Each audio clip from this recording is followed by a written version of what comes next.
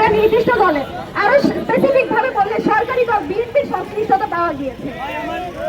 এই সংশ্লিষ্টতা পাওয়ার পরে আমরা যেরকম আগে দেখতাম ব্যক্তি তাই কোনো সংগঠন নেবে না, সেই ধরনের ভূমিকায় তারা আবার অবতীর্ণ হয়েছে।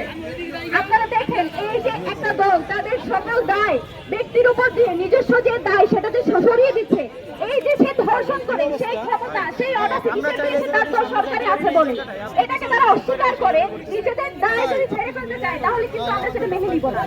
ব্যক্তির দায় অবশ্যই দলকে নিতে হবে, তাকে বহিষ্কার করতে হবে, তার ব্যাপারে কি সিদ্ধান্ত নিচ্ছে সেটাও আমাদেরকে দেখাতে হবে।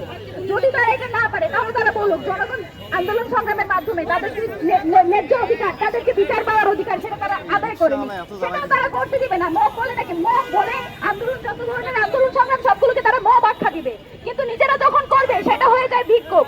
এই যে শব্দের ফ্রেমিং গুলো করে তারা মানুষের যে ন্যায্য অধিকার, মানুষের যে বিচার পাওয়ার অধিকার সেটাকে যে তারা প্রতিহত করছে, তাদেরকে বলতে চাই আপনারা বিগত কয়েকদিন আরো একটা জিনিস দেখতে পেয়েছেন, যত ছোটখাটো ঘটনা সবকিছুর মধ্যে বিচার পাওয়ার জন্য, যে কোনো সমস্যার সমাধানের জন্য প্রধানমন্ত্রী হস্তক্ষেপের দরকার করে।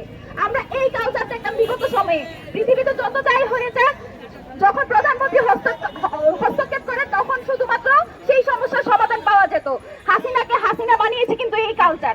আমরা বাংলাদেশে আরেকটা কোনো হাসিনা দেখতে চাই না, তারেক রহমানকে আমরা হাসিনা হয়ে উঠতে দেখতে চাই না। এই ব্যাপারে তারেক রহমান কি সিদ্ধান্ত নিয়েছেন সেটা আমরা জানতে চাই, এবং এই ব্যাপারে যতগুলো ধর্ষণ হয়েছে সেই ধর্ষণের ব্যাপারে জিরো টলারেন্স সেই সরকার ঘোষণা করবে বলে আমরা তাদের উপর আশ্বাস রাখতে চাই, বিশ্বাস রাখতে চাই। ধন্যবাদ।